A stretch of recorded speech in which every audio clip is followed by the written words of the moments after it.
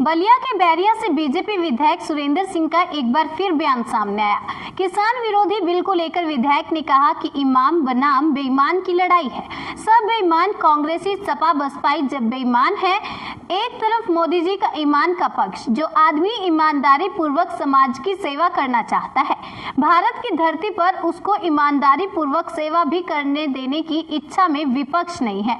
विपक्ष के पास अपना तो कुछ नहीं है, अब उनको एक सामाजिक बहाना चाहिए। किसानों का बहाना लेकर अब डंडा वाले लोग मिल गए हैं। इन सब के साथ कोई रोड पर बैठने वाला भी नहीं है। सपा बसपा कांग्रेस के यदि कांग्रेस के साथ राहुल बैठे तो उसके साथ कौन बैठेगा? कोई नहीं बैठेगा। अखिलेश जी बैठ गए तो एक जाति को लेकर कौन बैठेगा? कोई भी नहीं बैठेगा। मायावती जी बैठी तो कौन बैठेगा? कोई भी नहीं। आज मोदी जी सर्व समाज और सभ्य समाज और सभी दलों के लोगों पर राज कर रही हैं। ऐसी स्थिति में उनकी व्यथा को बढ़ाना स्वाभाविक है। किसान आंदोलन नहीं है, वह मोदी ईमान विपक्षियों का विमान नियत दोनों का बीच में दोनों चल रहा है। हमारी सरकार कह रही है डंका की चोट पर तो बचा क्या? किसान को खुले मन से छोड़ दिया जाए। सरकारी व्यवस्था और सरकार नियंत्रण से जितना छोड़ देंगे। जैसा गैस कनेक्शन में गैस की किल्लत रहती थी, मोदी जी ने ब्लॉक स्तर पर गैस एजेंसी दे दिया तो आज किल्लत है नहीं। दुनिया में कोई भी व्यक्ति प्रसन्न मन से संवेदना के आधार पर काम करना ही नहीं चाहता। उस आधार पर हमको जनता की सुविधा कैसे बढ़ेगी? हमको तो वह ध्यान देना है। हमारे मोदी जी ध्यान दे रहे हैं। किसान हित में सर्वोपरि बिल है।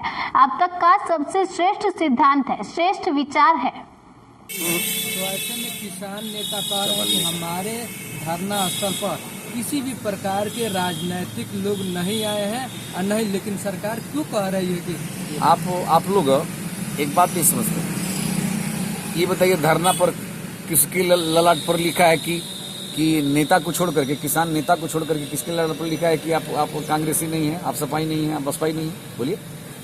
तो कुछ युद्ध अघोषित होता है।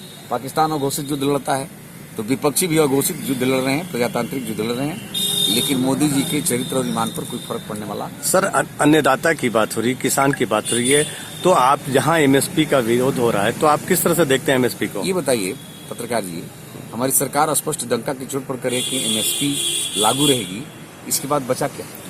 तो सरकार क्या बचा? कारपोरेट के हाथों में चली जाएगी, किसान के हाथ से खसक जाएगा। कारपोरेट के हाथों में आप बात करते हैं तो यदि किसान को खुले मन से छोड़ दिया जाए, सरकारी व्यवस्था और सरकारी नियंत्रण से जितना मुक्त कर देंगे।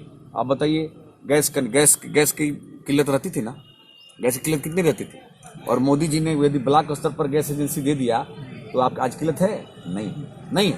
सवाल ये है कि हकीकत ये है कि आज दुनिया में जो है कोई भी व्यक्ति प्रसन्न मन से संवेदना के आधार पर काम करना चाहता ही नहीं। तो उस आधार पर हमको जनता की सुविधा कैसे बढ़ेगी, हमको तो ध्यान देना है। हमारी मोदी जो ध्यान। सर, किसान हित में कैसे, आप बताइए, किसान हित में 3 बिंदु बताइए, किसान हित में कैसे ये बिल है?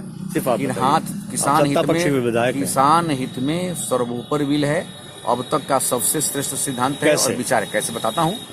आप लोग जानते होंगे कि आज इसके पहले क्या करते थे सब, कि पीपक को लाद करके भी कोई कच्चा सामान, आप सब्जी और मरचा ले जाते थे तो पुलिस के लोग चौराहे पर पकड़ कर पैसा लेते थे। यदि यह विषय आ जाएगा स्पष्ट कि कोई भी किसान कहीं भी ले जाकर के कुछ भी अपना सामान बेच सकता है तो लाभ हानि चलता रहता है। ये तो सरकार की अपनी व्यवस्था होता है, लेकिन हम प्रसन्न मन से अपने सामान को, उत्पादन को कहीं भी ले जाकर बेच तो सकते हैं। आज तो वो भी परिस्थिति नहीं है। जाएंगे तो कहीं वो पकड़ लेगा तो कहीं वो पकड़ लेगा तो कहीं कुछ पकड़ लेगा। सर, इसमें डंपिंग की बन जाएगी ना, भंडार का व्यवस्था बढ़